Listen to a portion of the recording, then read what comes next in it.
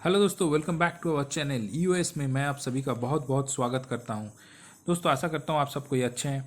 तो आज का वीडियो हम बात करेंगे कि पोर्टफोलियो कैसे बिल्ड करें। तो इससे पहले हमने एक वीडियो बनाया था कि नए निवेशक इन्वेस्टमेंट करने से पहले ये वीडियो ज़रूर देखें। तो ये वीडियो आप ज़रूर देखिए और उसके बाद हम लोग ये अभी कंटिन्यू करेंगे कि हमारा पोर्टफोलियो बिल्ड करने से पहले हमको क्या क्या पॉइंट ध्यान में रखना चाहिए। तो चलिए थोड़ा सा रिकैप कर लेते हैं। तो यहाँ पर हमने पहले बताया था कि स्टॉक मार्केट में जो लोग हैं वो कितने टाइप के हैं। एक है इन्वेस्टर और एक है ट्रेडर। तो बेसिकली हम लोग इस चैनल में इन्वेस्टमेंट के बारे में बात करेंगे, तो हम लोग इन्वेस्टर के ऊपर ज़्यादा फोकस करेंगे।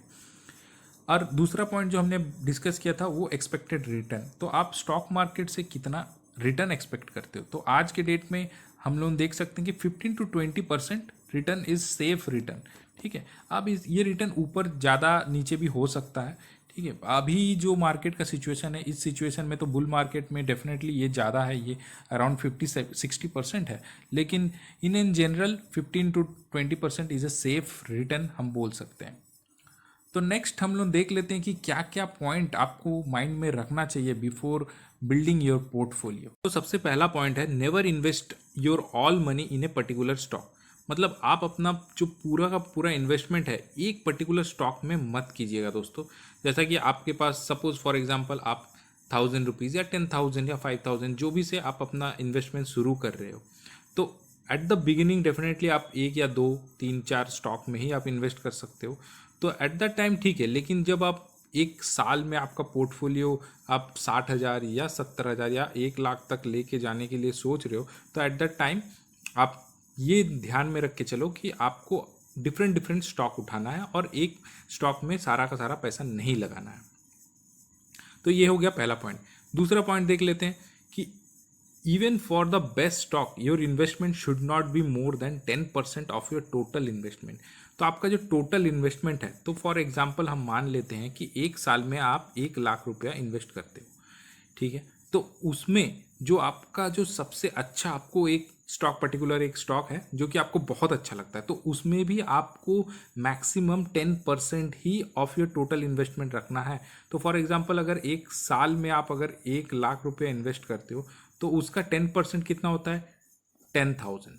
तो आपको एक पर्टिकुलर स्टॉक में जो आपको बहुत अच्छा लगता है उसमें भी आपको मैक्स टू मैक्स 10K ही इन्वेस्ट करना है, उससे ज़्यादा इन्वेस्ट नहीं करना है। हाँ, डेफिनेटली अगर आप आपका इन्वेस्टमेंट धीरे धीरे बढ़ाओगे, जैसे कि उस एक साल के बाद अगर 2 महीने में आपने फिर से 10-20,000 आप उसमें और आपका पोर्टफोलियो 1.2 लाख का हो जाता है, तो वहाँ पर आप अपना ये जो आपका जो पर्टिकुलर स्टॉक है जो आपको बहुत अच्छा लगता है, वहाँ पर आप अपना 10% इंक्रीज कर सकते हो, तो वो तुरंत 12K हो जाएगा।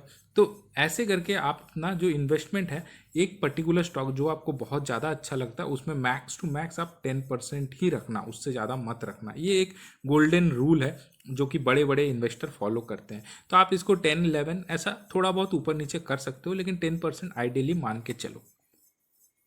तीसरा पॉइंट देख लेते हैं, invest in the business model. तो दोस्तों ये बहुत ही इंपॉर्टेंट है कि आपको ऐसा बिजनेस चूज करना है जो कि आपके लिए प्रॉफिट जनरेट करे।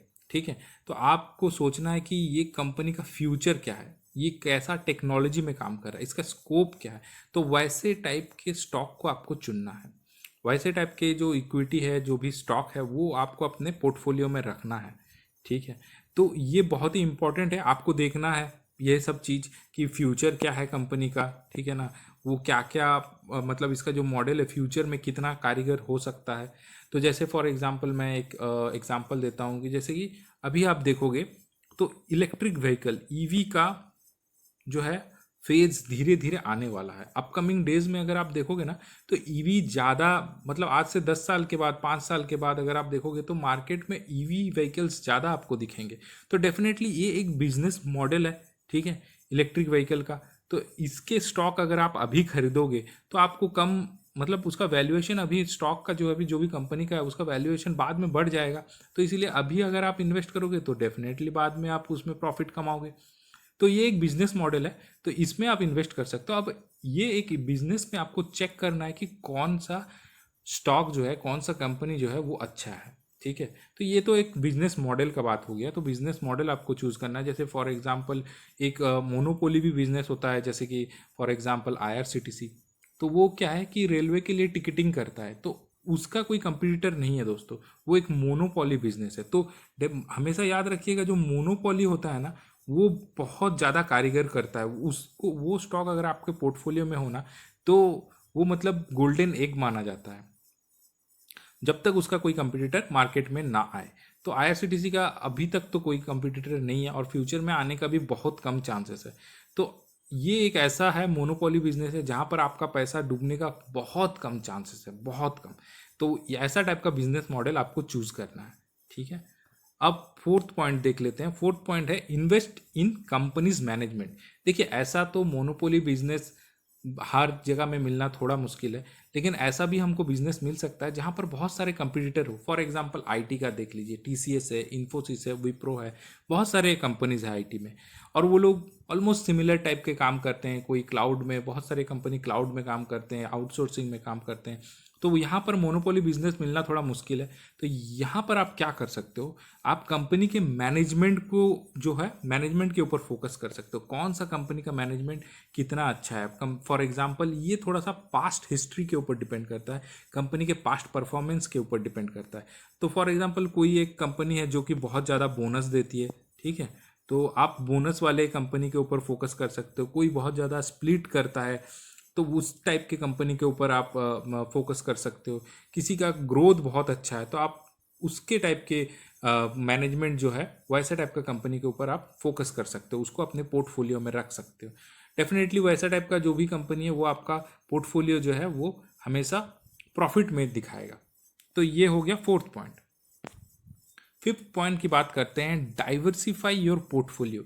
तो आपको अपना पोर्टफोलियो डाइवर्सिफाई करना है। तो डाइवर्सिफाई का मतलब क्या होता है दोस्तों, इसका मतलब ये होता है कि आपको डिफरेंट डिफरेंट सेक्टर, ठीक है, तो आपको डिफरेंट डिफरेंट सेक्टर से आपको उठाना है डिफरेंट डिफरेंट स्टॉक्स, ठीक है। जैसे कि हो गया सेक्टर बोले तो एफएमजीसी, ठीक है, एफएमजीसी सेक्टर हो गया। उसके बाद हो गया आपका आईटी सेक्टर हो गया, बैंकिंग सेक्टर हो गया। अलग अलग डिफरेंट डिफरेंट आपका सेक्टर से आपको चूज करना है स्टॉक। ऐसा नहीं कि एक पर्टिकुलर आपने एफएमजीसी का सब आपके पोर्टफोलियो में सब एफएमजीसी का ही स्टॉक है, ऐसा नहीं है दोस्तों।